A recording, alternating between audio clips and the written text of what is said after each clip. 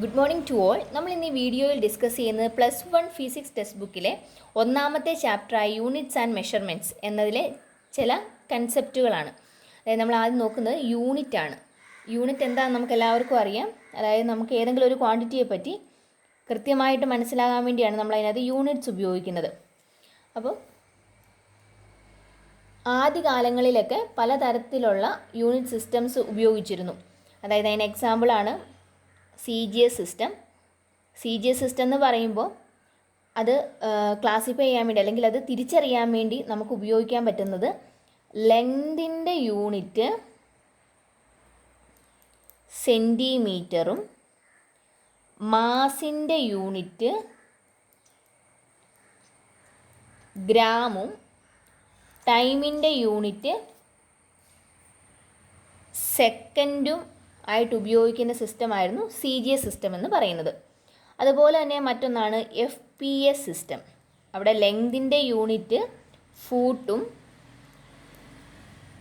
മാസിൻ്റെ unit പൗണ്ടും ടൈമിൻ്റെ unit സെക്കൻഡും ആയിരുന്നു. അപ്പോൾ FPS സിസ്റ്റത്തിനകത്ത് ഫൂട്ട്, പൗണ്ട്, സെക്കൻഡ് ആയിരുന്നു. അതുപോലെ തന്നെയുള്ള മറ്റൊരു സിസ്റ്റമാണ് MKS സിസ്റ്റം. MKS സിസ്റ്റം എന്ന് പറയുമ്പോൾ ലെങ്തിൻ്റെ യൂണിറ്റ് മീറ്റർ, മാസിൻ്റെ യൂണിറ്റ് കിലോഗ്രാം, ടൈമിൻ്റെ യൂണിറ്റ് സെക്കൻഡ് എന്ന് തന്നെ വന്നു. അതിന് ശേഷമാണ് പുതിയൊരു സിസ്റ്റം കൊണ്ടുവരുന്നത്. അതായത് ലോകമെമ്പാടും അംഗീകരിച്ചിരിക്കുന്ന ഒരു സിസ്റ്റം, അതാണ് SI സിസ്റ്റം എന്ന് പറയുന്നത്. അപ്പോൾ SI സിസ്റ്റത്തിൽ ഉള്ള യൂണിറ്റുകൾ എങ്ങനെയാണ് എന്നാണ് നമ്മൾ ഈ ചാപ്റ്ററിനകത്ത് നോക്കുന്നത്. അപ്പോൾ SI സിസ്റ്റം എന്ന് പറഞ്ഞാൽ സിസ്റ്റം ഇൻ്റർനാഷണലി, അതായത് ഇൻ്റർനാഷണലി അക്സെപ്റ്റ് ചെയ്തിരിക്കുന്ന യൂണിറ്റിൻ്റെ സിസ്റ്റമാണ് SI സിസ്റ്റം എന്ന് പറഞ്ഞിരിക്കുന്നത്. ഇനി നമുക്ക് നോക്കാം, യൂണിറ്റുകളെ രണ്ടായിട്ട് ഡിവൈഡ് ചെയ്യാൻ പറ്റും. അതായത് നമ്മൾ ഓൾറെഡി കഴിഞ്ഞ ക്ലാസ്സിൽ പറഞ്ഞിരിക്കുന്നു, ഫിസിക്കൽ ക്വാണ്ടിറ്റിയെ രണ്ടായിട്ട് ഡിവൈഡ് ചെയ്യാം. ഒന്ന് ഫണ്ടമെൻ്റൽ ക്വാണ്ടിറ്റി എന്നും ഒന്ന് ഡിറൈവ്ഡ് ക്വാണ്ടിറ്റി എന്നും ഡിവൈഡ് ചെയ്യാമെന്ന് പറഞ്ഞിരുന്നു. അതുപോലെ തന്നെ യൂണിറ്റ്സിനെയും ഫണ്ടമെൻ്റൽ യൂണിറ്റ് എന്നും ഡിറൈവ്ഡ് യൂണിറ്റ് എന്നും പറയാൻ പറ്റും. അതെങ്ങനെയാണെന്ന് വെച്ച് കഴിഞ്ഞാൽ ഫണ്ടമെൻ്റൽ ക്വാണ്ടിറ്റീസിൻ്റെ യൂണിറ്റിനെ ഫണ്ടമെൻ്റൽ യൂണിറ്റ് എന്നും ഡിറൈവ്ഡ് ക്വാണ്ടിറ്റീസിൻ്റെ യൂണിറ്റിനെ ഡിറൈവ്ഡ് യൂണിറ്റ് എന്നുമാണ് വിളിക്കുന്നത്. അപ്പോൾ നമുക്ക് ഓൾറെഡി അറിയാം ഫണ്ടമെൻ്റൽ ക്വാണ്ടിറ്റീസ് എത്ര എണ്ണം ഉള്ളത്? 7 എണ്ണം ഉണ്ട്. അപ്പോൾ ഫണ്ടമെൻ്റൽ യൂണിറ്റ്സും എത്ര എണ്ണം ഉണ്ട്? 7 എണ്ണം ഉണ്ട്. ഇനി ആ ക്വാണ്ടിറ്റീസ് ഏതൊക്കെയാണ് നമ്മൾ ഇതിന് മുന്നിലത്തെ വീഡിയോയിൽ പറഞ്ഞിരുന്നു. ഒന്നും കൂടി ഒന്ന് എഴുതാം. Length, mass, time, temperature, electric current,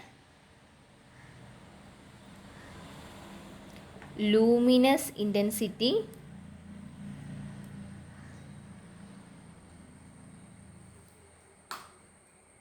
amount of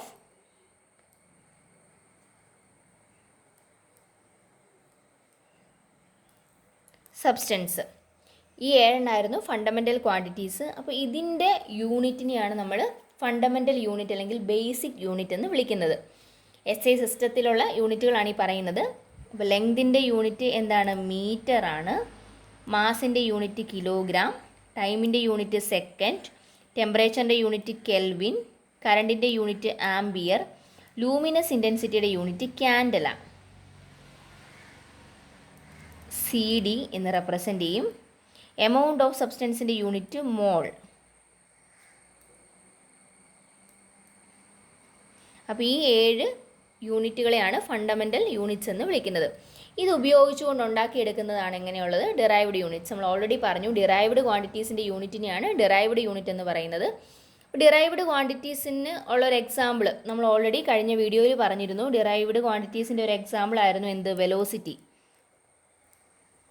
അപ്പോൾ വെലോസിറ്റിയുടെ യൂണിറ്റ് എന്ന് പറയുന്നത് എന്തായിരിക്കും? ഒരു ഡിറൈവ്ഡ് യൂണിറ്റ് ആയിരിക്കും.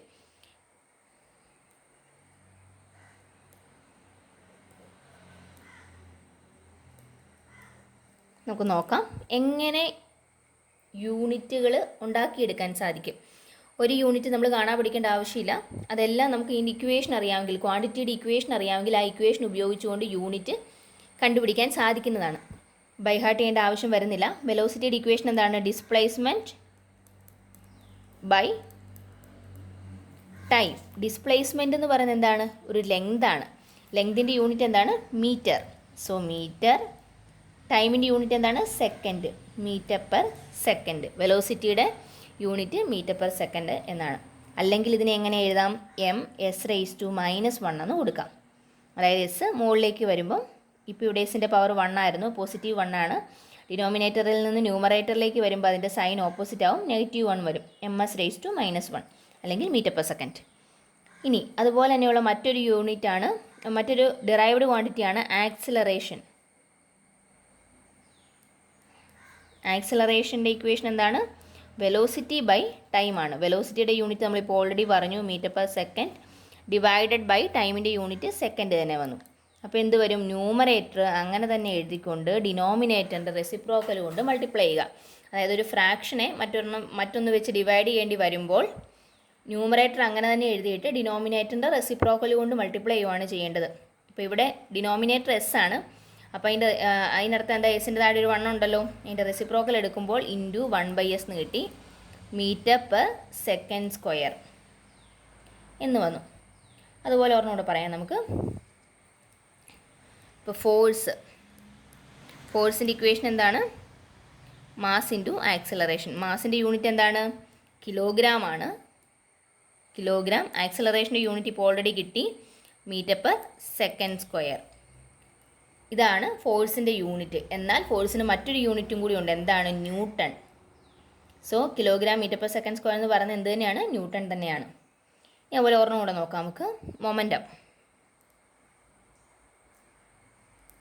മൊമെൻറ്റത്തിൻ്റെ യൂണിറ്റ് ഇക്വേഷൻ എന്താണ്? മാസ് ഇൻറ്റു വെലോസിറ്റി ആണ്. മാസിൻ്റെ യൂണിറ്റ് എന്താണ്? കിലോഗ്രാം ആണ്.